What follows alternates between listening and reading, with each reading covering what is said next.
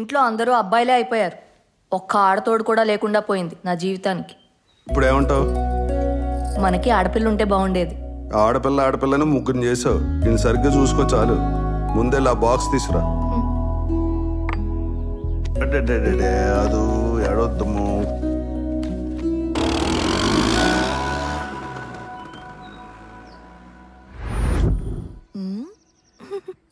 మాధవ్ గారు. వదినా, మీ అమ్మాయి స్కూల్కి వెళ్ళిపోయిందా? వెళ్ళింది వదినా. ఏమనుకోకుండా గౌన్ ఒకసారి ఇస్తారా? అయ్యో తీసుకో వదినా.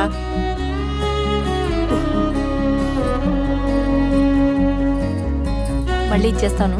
అలాగే.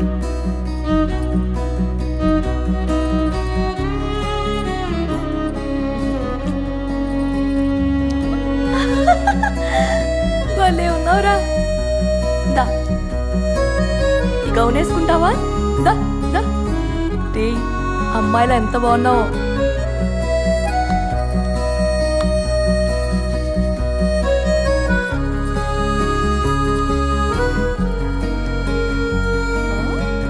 అబ్బా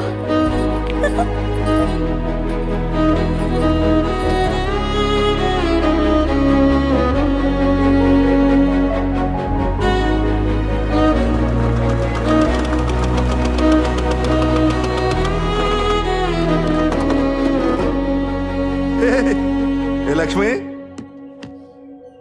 ఏంటండి వీడికి బట్టలేంటే? ఏదో సరదా పడుతున్నాడని వేశానండి. ఆడికి సరదానా నీకు సరదానా? ఏయ్ ఉండరా.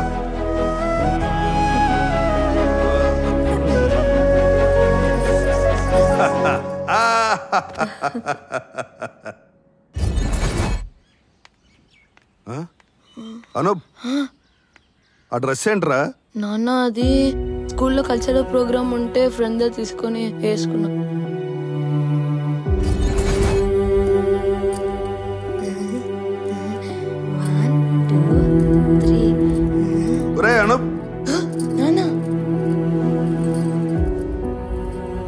నువ్వేనా చిన్నపిల్లడువా?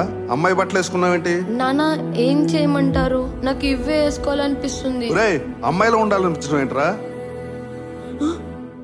మగాడులా ఉండాలి, ఆడింగోళ్ళ ఉండాలనిపించడం ఏంటి? నన్నేం చేయమంటారు నాన్న? ఆడపిల్లలా తయారవ్వాలనిపిస్తుంది, వాళ్ళలాగే ఉండాలనిపిస్తుంది. చీరలు గౌన్లు వేసుకోవాలని, గాజులు వేసుకోవాలని, బొట్టు పెట్టుకోవాలనిపిస్తుంది నాన్న.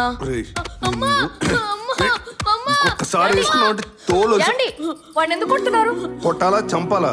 ఏం మాట్లాడుతున్నాడు? అబ్బాయిలో పుట్టి అమ్మాయిలో ఉండాలనిపిస్తుంది అంటాడేంటి? నాకు భయంగానే ఉంది.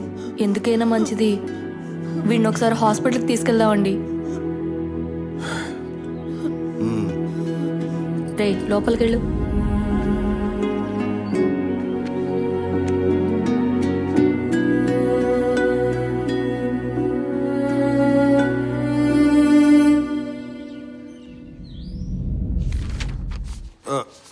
ఏమైంది డాక్టర్ వీడికి?